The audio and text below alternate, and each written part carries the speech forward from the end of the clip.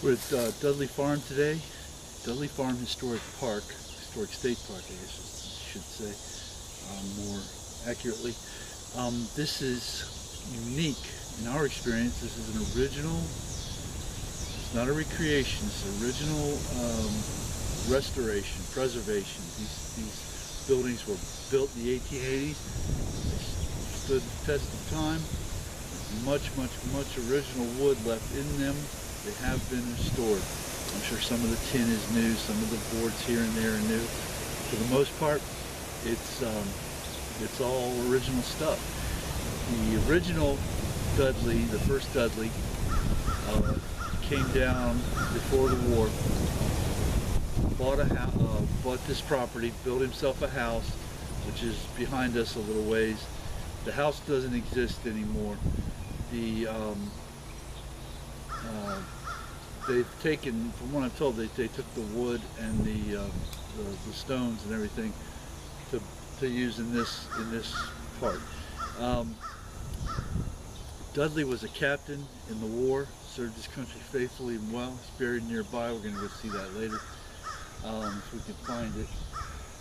The original Dudley built this road, and this road was hacked out of the wilderness for 12 miles to Gainesville, apparently to the railroad station, so that he could ship his goods in and out. He had one son who survived. That son then turned around and had 12 children. They all lived here, grew up here, and a few of them into the next generation stayed here. One of them, whoever had the control, I think her name was Myrtle, wound up giving this site in perpetuity to the state of Florida, and the state of Florida has really done a great job with it. We're standing on, right now again, this is the quote-unquote Gainesville Road, the old Gainesville Road, and this is, to me, this is astonishing. This is amazing. This is the original road that these things ran on, that the wagons ran on to take the goods. And then later, as we've learned at the visitor center, the second Dudley and his family built all these buildings we're going to see today, including the farmhouse, the house, and they also built the general store. These guys had everything they needed. They never had to leave. They had stuff coming to them. They built a general store. It stood out here. It's since been moved. It stood right on this Gainesville Road, right outside the front gate that we're going to see in a few moments. They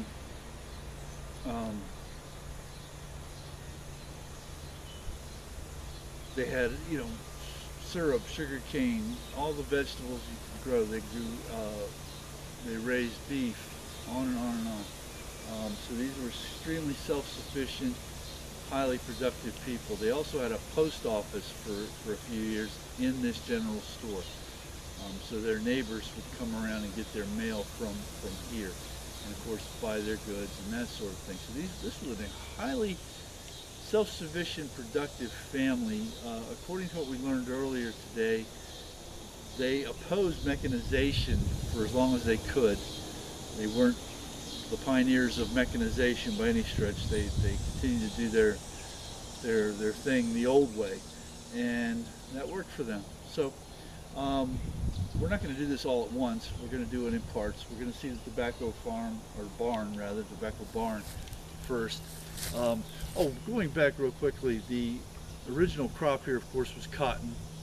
The first Dudley came from South Carolina, brought some slaves with him, grew cotton. He served in the war. He and his wife passed away in the 1880s. I think it was 1880, 81. And his only son thrived here, built this into what it is now, and thrived here. So I'm going to take a real quick look at the barn. See the original road. Try not to shake too much, which is seems to be a hallmark of all my videos.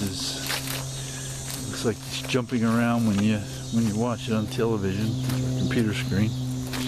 But this is it right here in front of us. That road, that path that we see, is the original Gainesville Road. Very cool. And this guy hacked this thing out of the wilderness, just himself and his kids. Very, very incredible. So that's the tobacco barn.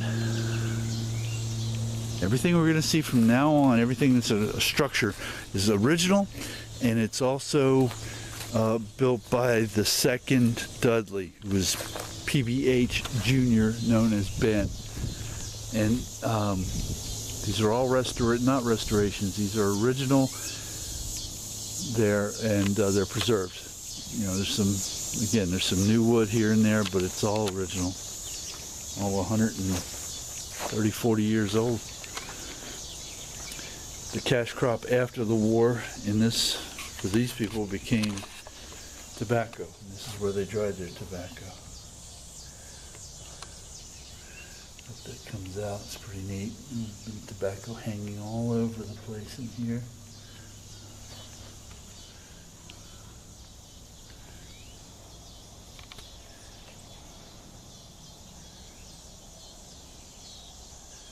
And it's cooler in here than it is outside, so I guess that's because of the tallness of the height of the building itself. I don't know if they hanged all the way up to the top. It sure does look like they did. So they must have guys, you know, hiking it up there and wrapping the tobacco around the slats up there. So.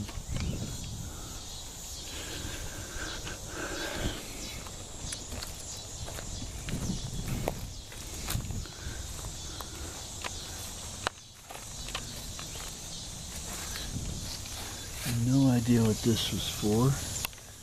There seems to be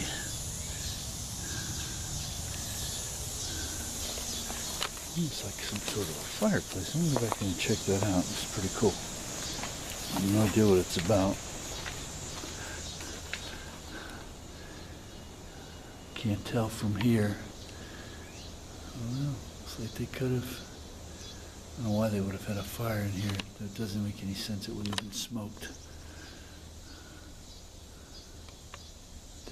There are also like slats, little holes going all around it. That must have been for the airflow. I don't know why they would have built that chimney-looking thing there. Who knows?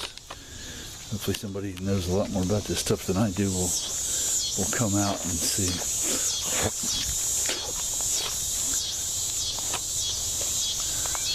Anyway, that is the tobacco barn and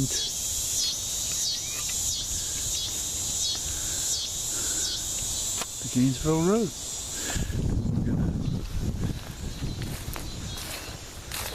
We're gonna move on into beyond the gate and see some of the other structures. Well, we can see all the other structures.